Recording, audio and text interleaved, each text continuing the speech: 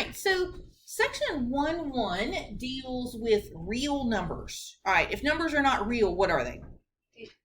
Fake. Yep. What do we call fake numbers? No, but close. What do we call fake numbers in math? Letters. Imaginary. So if they're not real, they're imaginary. So we're not talking about imaginaries right now. We're only talking about real numbers. But if you have the real number system, you can break it down into rational numbers and irrational numbers. Okay? Now, most of our numbers are going to be rational that we deal with. It's actually easier to think about rational as it's just not irrational. So what is irrational? All right. Well, irrational numbers are non-repeating and non-terminating. Irrational numbers are non-repeating and non-terminating, and it has to be both. So, like 1/3. Would 1/3 be irrational or rational? Rational, because it's 0.33333333. It repeats, right? And for it to be irrational, it has to be non-repeating. How about 1/2? What would 1/2 be? Rational or irrational? Rational, because it's 0.5. That's it. It stops. It terminates, right? Okay. So it has to be something like pi. Pi never stops and it never repeats itself. Square root of 2, square root of 5. Those kinds of things would be irrational. So you can see it's gonna, kind of bizarre to be irrational. So let's think about then the things that we more frequently work with in basic math. Now, when you start getting into advanced mathematics and you start working in the real world, we don't have nice, pretty, rational numbers. We do run into irrational much more frequently then, okay? But in the lower levels of mathematics, most of the numbers that we work with are going to be in our rational number system. So start in the middle and look at this blue box, the natural numbers. All right, so for the natural numbers, they are they're sometimes called the counting numbers, because they're the numbers you learned to count with when you were a little kid. That was just kind of natural to you. Like you didn't start counting with fractions and decimals, right? Like you counted 1, 2, 3, 4, 5. So those are the natural numbers or the counting numbers. So you can see they define the natural numbers as just the set of counting numbers 1, 2, 3. All right. Now that blue box is inside the green box because if it's a natural number, it is also a whole number, but then we just add more things to it to get to the next box. So in this case, you just add 0. The only difference between the natural numbers and the whole numbers is that we just add 0. So you can see down here, whole numbers are the set of natural numbers plus 0. 0, 1, 2, 3. All right?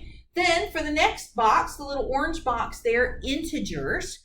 Integers would be all of the natural numbers, all of the whole numbers, and then we're going to add more to it. So integers are just positive and negative whole numbers. So there's those whole numbers, 0, 1, 2, 3, that we just had a second ago, and now we're adding to it the negative whole numbers. So integers are just positive and negative whole numbers, right?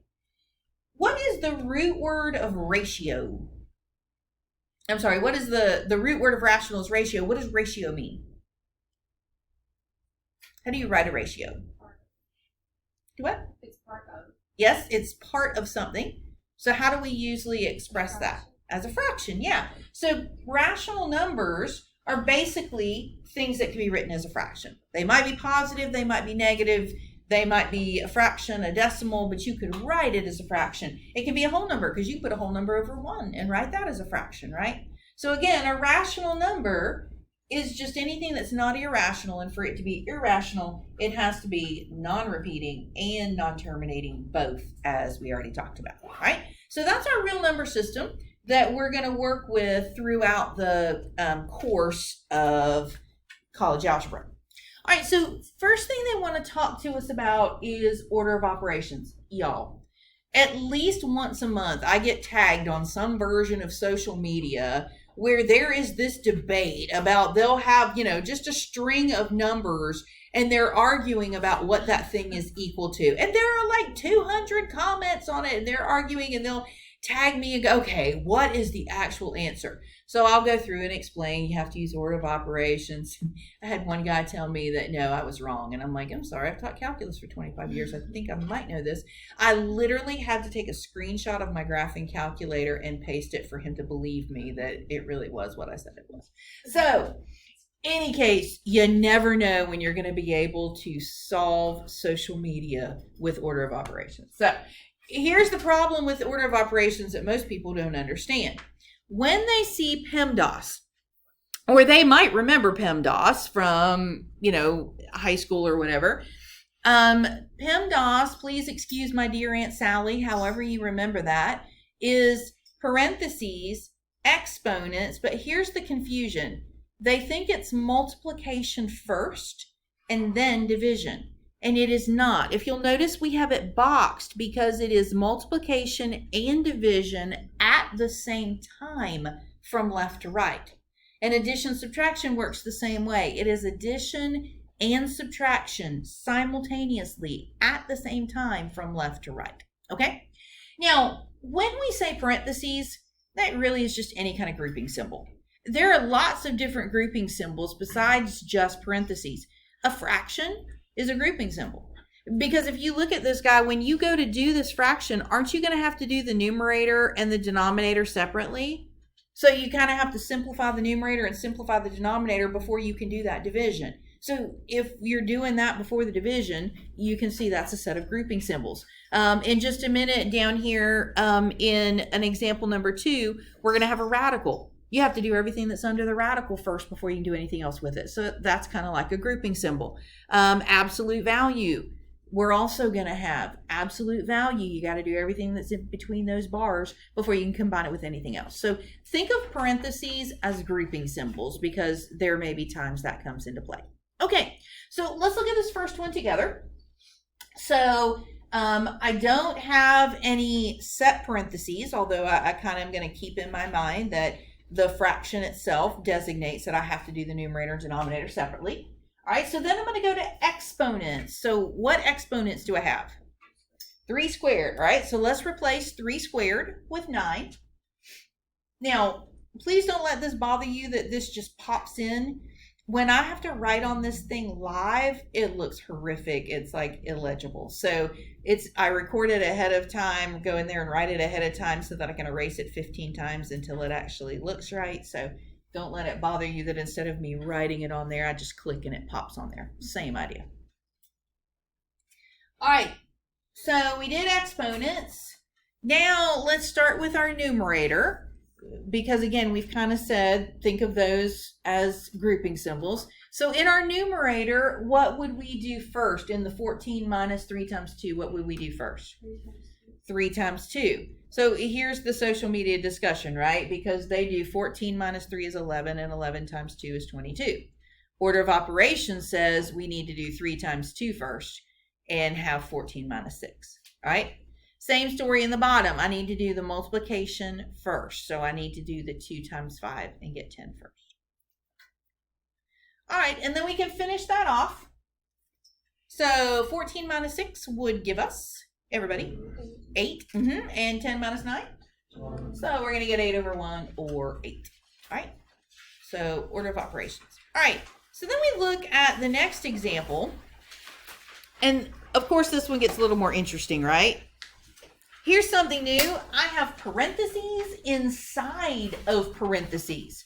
So if you'll notice, I have one set of parentheses around the 6 minus 3, and then I've got a set of brackets, which again is like a type of parentheses or grouping symbol, around that whole phrase 6 minus 3 minus 4 squared. What am I supposed to do when I got parentheses inside of parentheses? How do I handle that? Where do I start? The innermost parentheses. Yes, so I'm going to start on the inside and I'm going to work my way out. All right, so we're going to start with the parentheses inside the brackets. We're going to start with the innermost parentheses, the 6 minus 3.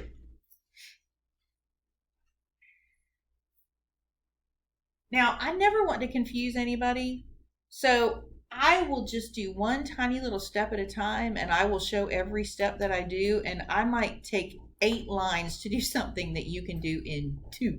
You do not have to write it out like I do, not even for a test. You don't have to write it out like I do. If you want to come up here and just cross off the 6 minus 3 and put a 3 on top of it, you can. If you want to do several steps at one time, that's perfectly fine too, okay? So don't feel like you have to write nearly as much as I have written up here. Okay, what would we do next? Okay, so we're still working on clearing parentheses, right? There's nothing that says that I have to do the 5 times 3 parentheses before I do the 3 minus 4 squared parentheses, or vice versa. Doesn't make any difference, whichever order that you do those. We just need to clear those parentheses. So looking at the 3 minus 4 squared, what would I do first in there? Exponents, right. So I would do the 4 squared. I would do the 16, all right? So I can take my 5 times 3, which is my 15, and I can take my 4 squared, which is my 16, and then the 3 minus 16 will give me negative 13. All of that just to do parentheses, right? So we have finally cleared our parentheses. So if you have multiple sets of parentheses, work from the inside out, and you're still using order of operations within those parentheses. So that's why we did the exponents. We did the 4 squared to get 16, and then we did the 3 minus 16. All right, so we've done parentheses, we've done exponents. Now we're going to do multiplication and division from left to right. So here's another one of those social media debates, right? They'll go through and they'll do 7 times 15, and then they'll subtract 2 and get that answer and multiply it times negative 13. Okay, so again, we want to do multiplication and division from left to right. So we'll start with the 7 times 15 is 105. And the 2 times negative 13 is negative 26.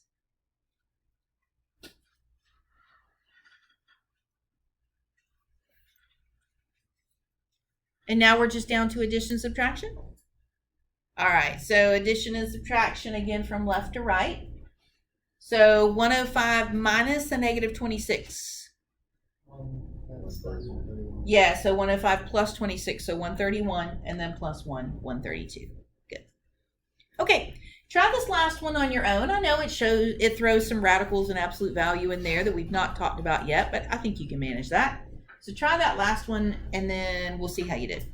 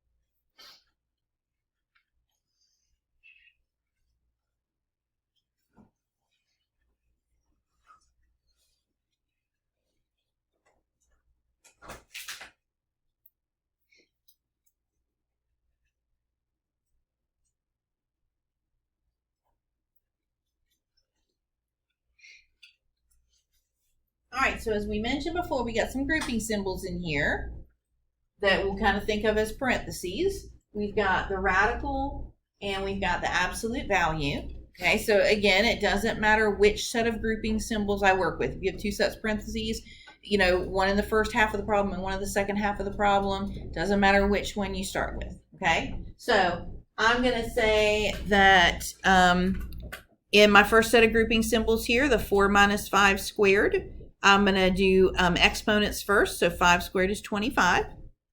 And then 4 minus 25 gave us negative 21.